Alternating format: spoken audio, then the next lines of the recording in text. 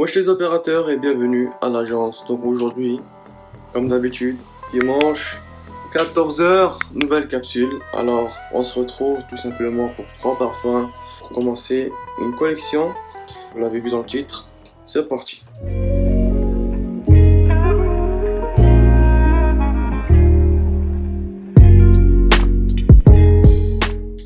Donc on commence directement avec un classique de chez Yves Saint Laurent.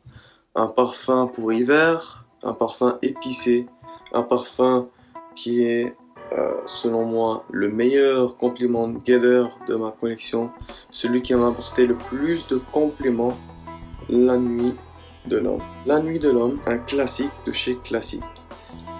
Voire le meilleur parfum de chez Yves Saint Laurent, sans rigoler. Pourquoi est-ce qu'il est troisième sur cette liste? Tout simplement parce qu'il a été reformulé.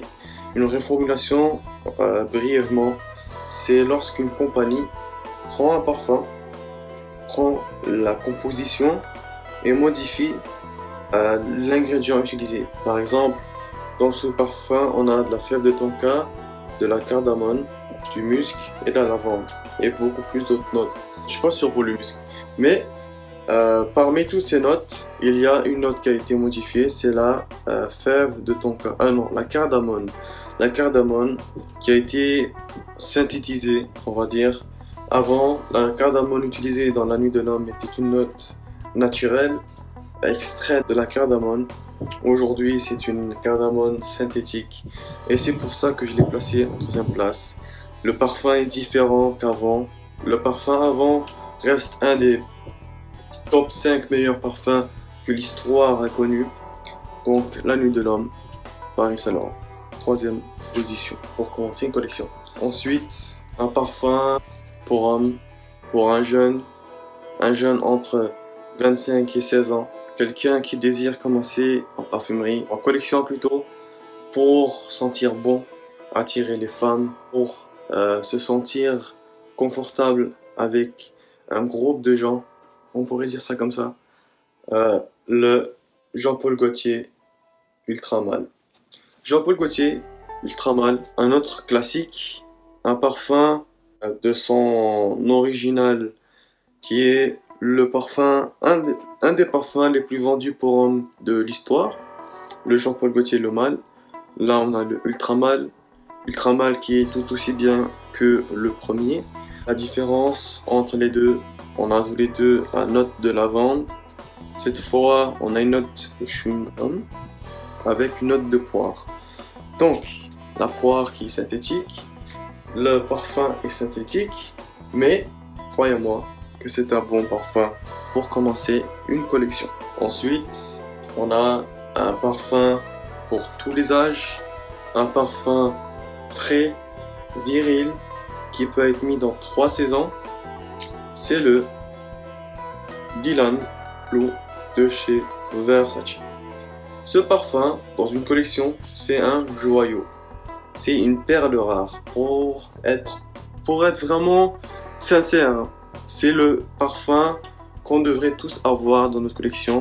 Le parfum le plus accessible financièrement et accessible tout court.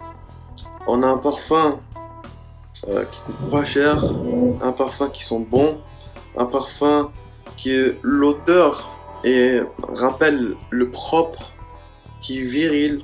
On a un parfum pour homme, un parfum fait par un grand monsieur de la parfumerie, monsieur Alberto Morillas. Vous l'avez entendu et réentendu sur la chaîne. Alberto Morillas, encore une fois, a frappé, et il a frappé très très fort avec le Dylan Blue. Selon moi, le meilleur parfum de chez Versace. Si j'aurais un parfum à conseiller pour un jeune, je lui conseillerais Dylan Blue, absolument. Et ça va être même mon parfum du jour. L'agence vient de se parfumer devant vous. Une exclusivité avec Dylan Blue. Et croyez-moi, Dylan Blue, c'est pas mal. J'aime bien. Voilà, j'aime bien. Je vous invite à aller sentir les 3 parfums de cette liste, à essayer de vous aventurer et essayer de comprendre un peu la parfumerie. Et donc, comme aurait dit Jean-Claude Van Damme, Le Dorlo, dans 20-30 ans, il n'y en aura plus. merci d'être resté jusqu'à la fin. C'était l'agence pour cette capsule.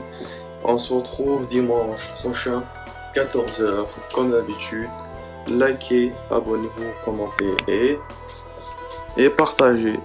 C'était l'agence. Bye.